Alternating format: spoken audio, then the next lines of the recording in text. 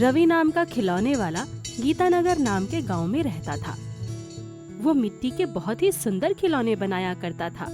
सबसे अच्छी बात ये थी कि उसके बनाए हुए खिलौने जल्दी टूटते नहीं थे और बच्चों को भी उसके बनाए हुए खिलौने बहुत ही अच्छे लगते थे। इस वजह से गांव के सभी खिलौने वाले उसे पसंद नहीं करते थे।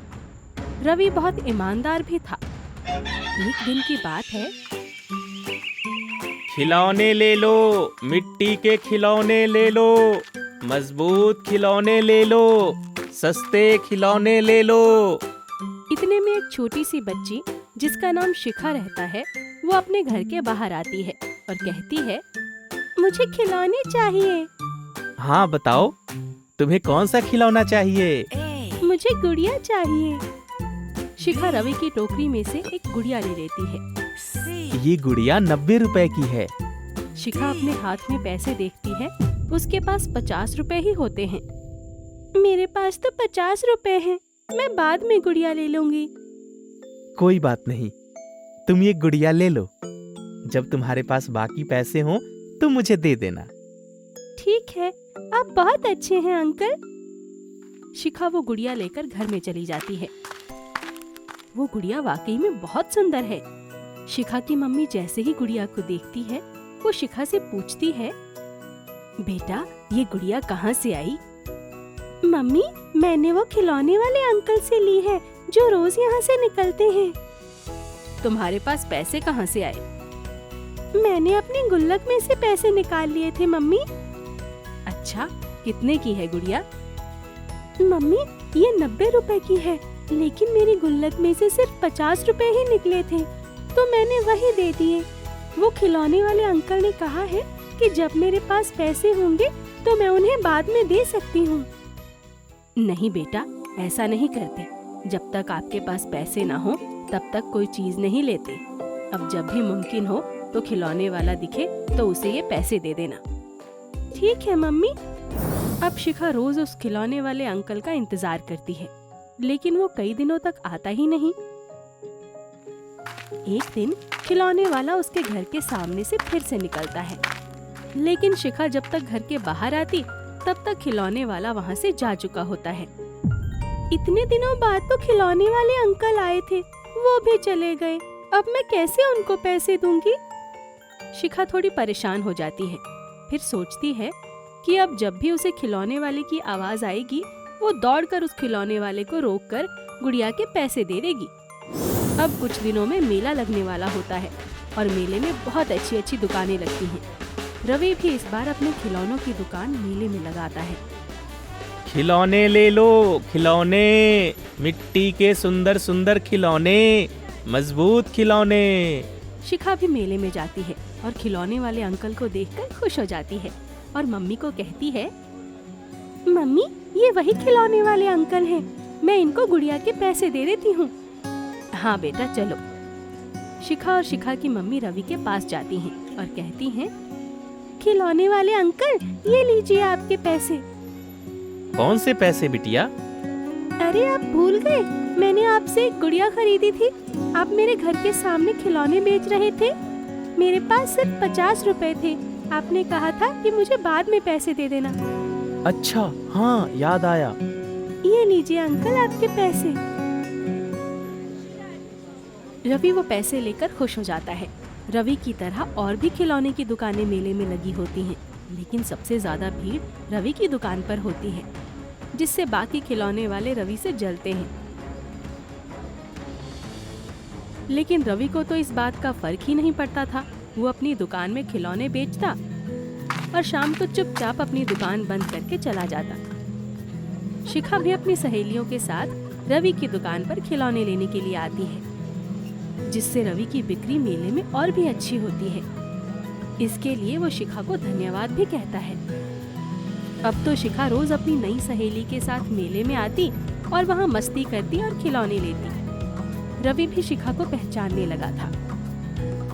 एक दिन रवि मेले में दुकान नहीं लगाता और जब शिखा मेले में आती है तो उसे वो नहीं दिखाई देता। शिखा को लगता है कि शायद हो सकता है किसी वजह से रवि ने मेले में दुकान न लगाई हो।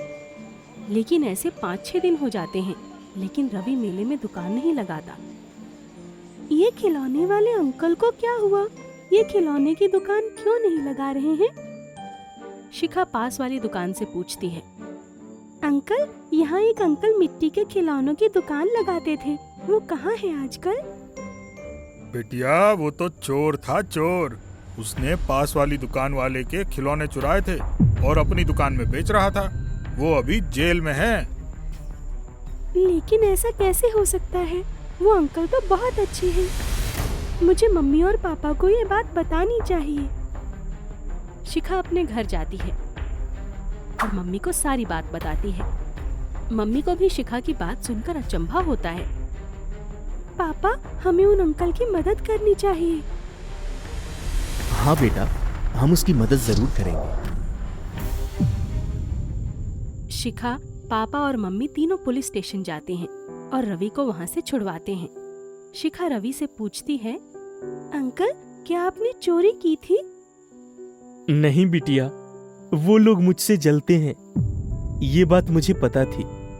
और वो मुझसे इसलिए जलते हैं क्योंकि मेरी दुकान पर भीड़ ज्यादा रहती है और तुम भी अपनी सहेलियों को मेरी दुकान पर लाती थी, तो मेरी और भी ज्यादा बिक्री होने लगी थी। मेरे पास वाली दुकान वाले दुकानदार महेश ने मुझे खिलौने दिए थे और कहा था मेरी दुकान में जगह नहीं है, इन्हें अपने पास रख लो, मैं शाम को ले लूंगा। और शाम को वो पुलिस लेकर मेरी दुकान पर आ गया और कहने लगा मैंने चोरी की है। अच्छा, तो ये बात है। हाँ साहब, मैं गरीब खिलौने वाला हूँ, लेकिन चोर नहीं हूँ, न ही मैं बेईमान हूँ। आप चिंता मत करिए अंकल, हम उन लोगों को सजा जरूर दिलवाएंगे। अब शिखा के पापा रवि को फिर से मेले में दुकान लगाने के लिए कहते हैं।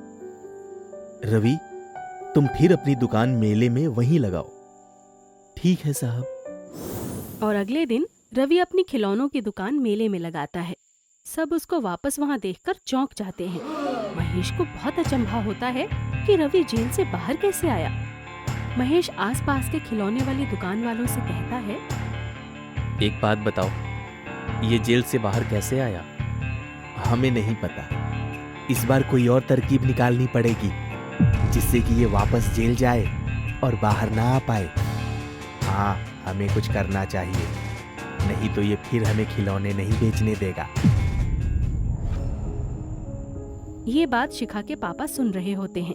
वो इस बारे में पुलिस को बता देते हैं। अब महेश चुपचाप से अपना बटुआ रवि की दुकान में रखने के लिए जाता है और जैसे ही वो ऐसा करता है, पुलिस महेश को पकड़ लेती है और ये सब देखकर रवि चौंक जाता है।